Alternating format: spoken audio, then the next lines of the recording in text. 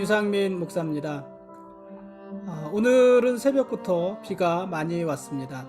바람도 많이 불었습니다. 새벽에 교회 오니까 밖에 내두었던 화분이 2개가 넘어져 있었습니다. 화분에 있던 흙도 많이 쏟아졌습니다.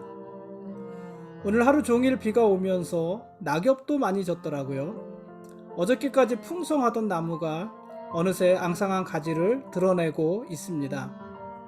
기온도 많이 내려갔고요. 오늘 6시도 채 되지 않았는데 밖은 이미 깜깜하더라고요. 이렇게 계절이 또 바뀌고 있습니다. 오늘 오전에는요, 집에 있었습니다. 어머니와 아침밥 해서 같이 먹고 작은 아이가 계란말이 해달라고 해서 해줬습니다. 계란을 무려 4개나 풀어서 계란말이를 했는데 그걸 다 먹더라고요. 큰아이가 샐러드 배달해서 먹는다기에 카드 줬고, 저는 치킨이 먹고 싶어서 배달해서 같이 먹자고 했더니 그거는 또 안 된다고 합니다. 그래서 다들 자기 먹고 싶은 것을 먹었는데 저만 제가 먹고 싶은 것을 먹지 못했습니다. 제가 관리하는 선교회 통장이 하나 있는데요. 인증서 기간이 지났습니다. 아마 어제까지가 인증서 만료 기간이었던 것 같습니다. 선교지에 송금해야 될 돈이 있는데 인증서 재발급이 잘 되지 않아서 오늘 송금하지 못했습니다.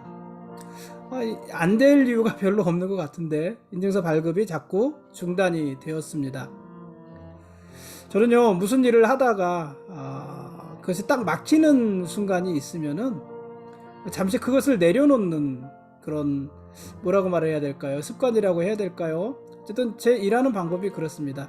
물론 뭐 별 대단한 일들은 아니고 잃어버렸던 물건을 찾는데 나오지 않으면 더 이상 찾지 않고 잠시 내버려 두는 그런 식입니다. 어떤 문제를 푸는데 문제가 잘 풀리지 않으면 그거 한 문제 붙잡고 끙끙대지 않고 잠시 내려놨다가 나중에 다시 보는 그런 스타일입니다. 그래서 인증서 발급하는 일도 그냥 내버려 뒀습니다. 중단했습니다. 내일 다시 시도해보고 그래도 안 되면 은행에 잠시 다녀오면 되지 않겠습니까? 문제는 선교지인데요. 요즘은 또 좋은 시대라서 선교지하고도 문자로 소통을 했습니다. 오늘 말씀 보시겠습니다. 오늘 읽을 말씀은 요한복음 14장과 15장 말씀입니다. 제자들은 예수님의 계속되는 말씀에 근심했습니다. 예수님이 죽을 것이라고 하시고 12제자 중 하나는 배반자라고도 하셨습니다. 게다가 베드로는 예수님을 모른다고 3번이나 부인할 것이라고도 하셨고요. 예수님이 제자들을 떠날 것이라고도 하셨습니다. 하나하나가 근심되는 말 아니겠습니까? 그래서 제자들은 예수님의 말씀에 근심했습니다. 그러자 예수님은 그런 제자들을 위로하시고 믿음을 갖도록 격려해 주셨습니다. 예수님은 아버지 집에 가서 거처를 마련한 후에 다시 돌아오겠다, 이렇게도 말씀해 주셨습니다. 그리고 14장 6절에서 내가 곧 길이요 진리요 생명이니 나로 말미암지 않고는 아버지께로 올 자가 없다고 하셨습니다. 예수님은요, 하나님 앞에 나갈 수 있는 유일한 길이고 진리고 또 생명이십니다. 세상은 다르게 말하잖아요. 세상은 진리와 구원에 이르는 길이 많다고 가르치지만은, 그러나 예수님을 대체할 수 있는 다른 길이 어떻게 있겠습니까? 예수님을 대신할 수 있는 다른 길은 없습니다. 요즘은 부처도 하나님이고 예수도 하나님이고 하나님도 하나님이고 다 하나님이라고 말하는 시대지만, 그러나 하나님은 유일하신 한 분이시고 그분에게 이르는 길은 오직 길이요 진리요 생명이신 예수 그리스도를 통하는 것 밖에는 없습니다. 예수님이 그렇게 지금 말씀하고 계시는 것입니다. 내가 곧 길이요 진리요 생명이니 나로 말미암지 않고는 아버지께로 올 자가 없느니라. 예수님은 우리가 하나님의 진리를 알게 하는 유일한 길이시고 우리가 하나님의 생명을 누리게 하는 유일한 길이십니다. 여러분, 다른 길은 없습니다. 우리는 오직 예수님을 통해서만 하나님께 나갈 수 있습니다. 예수님이 제자들을 떠나시는 것은요, 제자들을 버리시는 것이 아닙니다. 예수님은 제자들을 떠나실 거지만 그러나 성령을 보내주시겠다고 약속하셨습니다. 보혜사 성령을 보내주실 것입니다. 그래서 제자들과 더욱더 친밀하게 함께 하실 것입니다. 우리가 그동안 여러 번 이야기를 했지만은 하나님이 우리와 함께 하신다는 그 상징들이 뭐가 있었습니까? 성막이 있었고 성전이 있었고 그리고 예수 그리스도, 성육신 하신 예수 그리스도가 있었잖아요. 그러나 이 성막과 성전, 예수 그리스도, 육체를 가지신 예수 그리스도, 이런 것들은 다 하나님이 우리와 함께 하신다는 상징들이기는 하지만은, 증거들이기는 하지만은, 그러나 시간과 공간의 제한을 받는 것들이잖아요. 예수님은 삼위일체 하나님 중 한 분이기도 하시지만은 그러나 완전한 사람이기도 하시잖아요. 그래서 예수님은 갈릴리에 계시면서 동시에 예루살렘에 계실 수 없었어요. 그렇죠? 몸을 가지신 분이니까. 부활하시기 전에 예수님은요, 그 시간의 한계, 공간의 한계가 있었고, 그래서 하나님이 사람으로 오신 것이지만 많은 사람들과 함께 하기에는 제한이 있었단 말이죠. 그런데 보혜사 성령을 보내주신다는 거예요. 이 성령은 시간의 제한, 공간의 제한이 없으신 분이죠. 시간과 공간의 제한이 없이 동시에 모든 곳에 계실 수 있는 분이시고, 과거와 현재와 미래를 아울러서 누구에게나 함께 하실 수 있는 분, 그분이 성령이십니다. 예수님께서 아버지께로 가시고 그리고 그 성령을 우리에게 보내주실 것이다, 이렇게 말씀을 하신 거예요. 그래서 제자들과 더욱더 친밀하게 하나님이 함께 하시겠다는 것입니다. 그럼 성령을 어디로 보내주셨습니까? 성령을 우리들 심령 속에 보내주신 것입니다. 그래서 성령께서 제자들 안에, 이 안에 내주해 계시면서 그들을 위로하시고 권면하시고 진리의 길로 인도해 주실 것입니다. 예수님께서는요, 제자들에게 이렇게 말씀하셨어요. 내가 아버지 안에, 너희가 내 안에, 내가 너희 안에 있는 것을 너희가 알리라. 예수님이 내가 아버지 안에, 아버지가 내 안에, 그리고 너희가 내 안에. 아닌가요? 내가 아버지 안에, 다시요. 내가 아버지 안에, 너희가 내 안에, 내가 너희 안에. 예수님이 내가 아버지 안에, 너희가 내 안에, 내가 너희 안에. 그러니까 우리는 또 어디에 있겠어요? 너희는 어디에 있겠어요? 아버지 안에 있는 것이죠. 그렇게 말씀하셨어요. 여러분, 예수님은요, 우리 안에 계신다고 하신 거예요. 하나님이 우리 안에 계신다고 말씀하신 거예요. 우리 안에 계십니다. 그리고 예수님 안에 또 우리가 있습니다. 그래서 우리는 모두 하나님 안에 있는 것입니다. 이것이 하나님과 우리의 관계입니다. 여러분, 하나님은요, 멀리 계시지 않습니다. 멀리 하늘 끝에 계시는 분이 아닙니다. 하나님은 항상 우리와 가장 가까운 곳에 계시는데, 우리의 가장 가까운 곳이 어디예요? 우리 안에, 우리들 속에. 우리 안에 하나님이 계신다는 것이에요. 우리 안에 하나님이 계시니까 어떻게 사시겠어요? 우리와 똑같이 사시는 거죠. 우리와 같이 사시는 것입니다. 어느 시인의 표현대로요, 하나님은 우리의 기침 소리까지도 들으시는 하나님이세요. 왜냐하면 하나님이 우리 안에 계시기 때문에 그런 것입니다. 그러므로 우리가 기뻐하면 누구도 기뻐할까요? 우리 안에 계신 하나님도 기뻐하시는 것이고요. 우리가 고난을 당하면 우리 안에 계신 하나님도 함께 고난을 당하는 것입니다. 거꾸로요. 예수님이 죽으시면 우리도 죽는 것이고, 왜냐하면 우리도 그 안에 있기 때문에. 예수님이 죽으시면 우리도 죽는 것이고요. 예수님이 부활하시면, 살아나시면 우리도 부활하고 살아나는 것입니다. 우리 안에 예수님이 계시고 예수님 안에 우리가 있기 때문입니다. 그렇게 예수님과 우리는 한 생명 공동체고, 그리고 하나의 운명 공동체인 것입니다. 운명 지어진 그 운명이라는 것이 아니라 함께 삶을 살아가는, 그런 공동체다 하는 것입니다.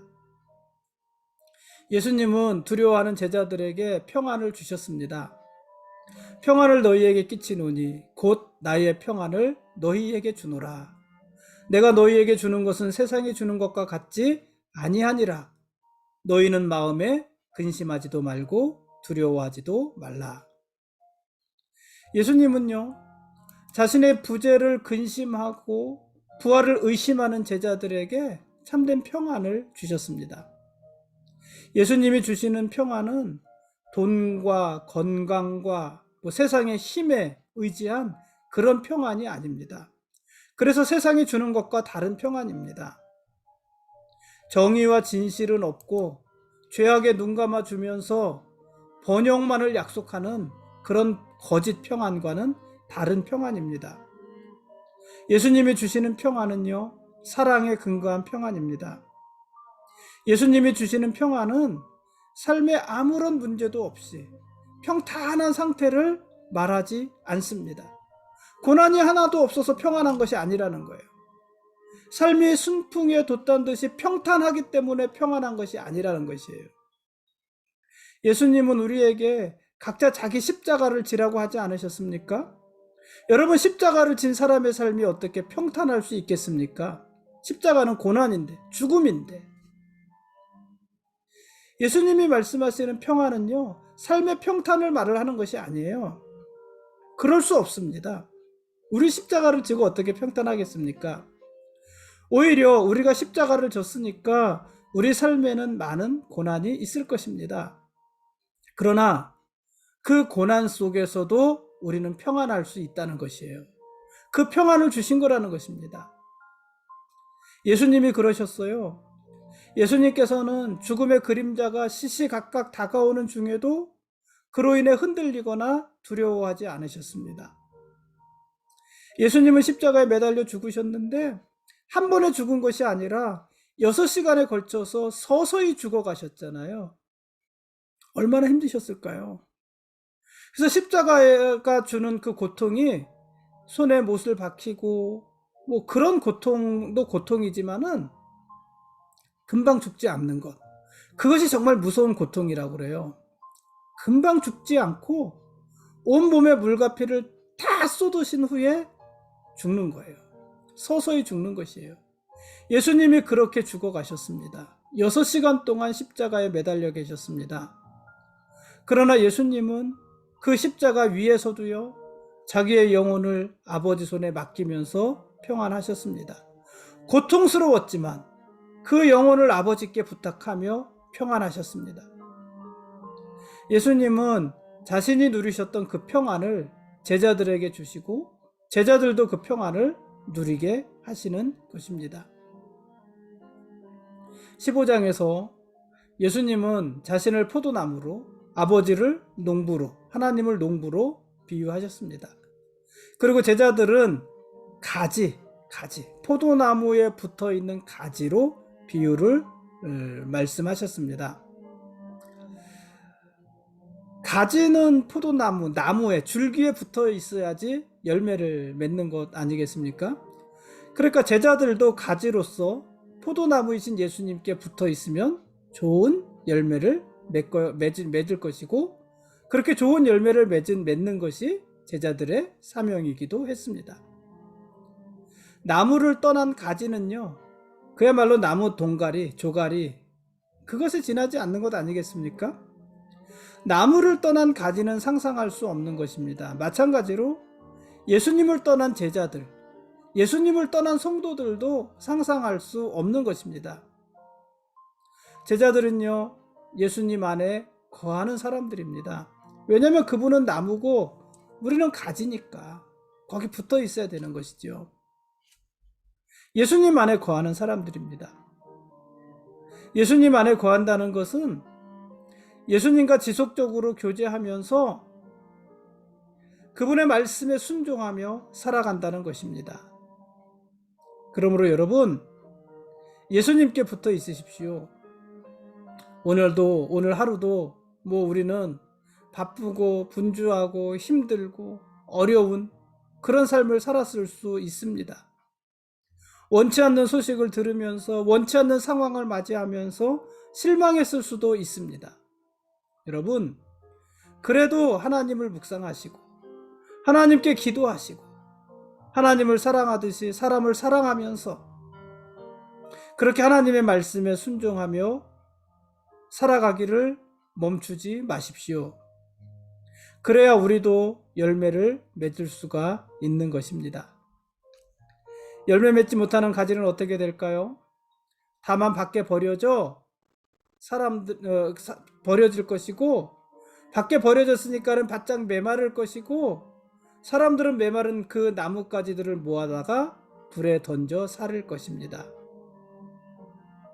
예수님께 붙어 있지 않는 자, 주가 내 안에 내가 주 안에 거하지 아니하는 사람들이 바로 그와 같을 것입니다.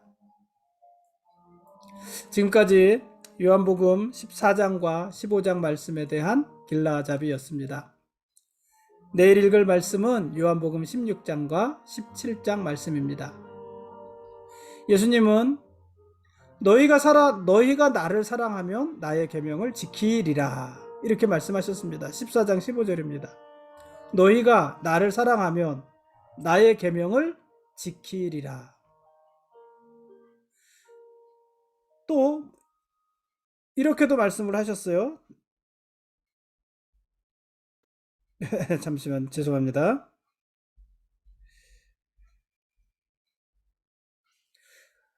(14장 24절에) 보면은 나를 사랑하지 아니하는 자는 내 말을 지키지 아니한다 이렇게도 말씀하셨어요. 그러니까 나를 사랑하면 나의 계명을 지킬 것이고 나를 사랑하지 않는 자는 내 계명도 지키지 아니할 것이다 이렇게 말씀하셨습니다. 당연한 말씀 아니겠습니까? 예수님을 사랑하는 사람은 예수님의 말씀을 듣고 지킬 것입니다. 그런 의미에서 세상이 예수님의 말씀을 듣지 않고 지키지 않는 것은 세상이 예수님을 사랑하지 않는 것입니다. 다른 변명은 없습니다. 상황과 형편이 어쩔 수 없어서 예수님의 말씀을 지키지 않는 것이 아니라 예수님을 사랑하지 않기 때문에 예수님의 말씀을 지키지 않는 것입니다.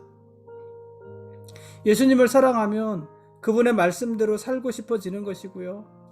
예수님의 말씀이 짐이 아니라 힘이 되는 것입니다. 예수님의 말씀은 내가 지켜야만 되는, 안 지키면 큰일 나는 짐이 아니라 그 말씀 자체가 나에게 살아있는 힘이 되는 것입니다. 그러므로 여러분, 예수님을 사랑하십시오. 그리고 그분의 말씀을 가까이 하십시오.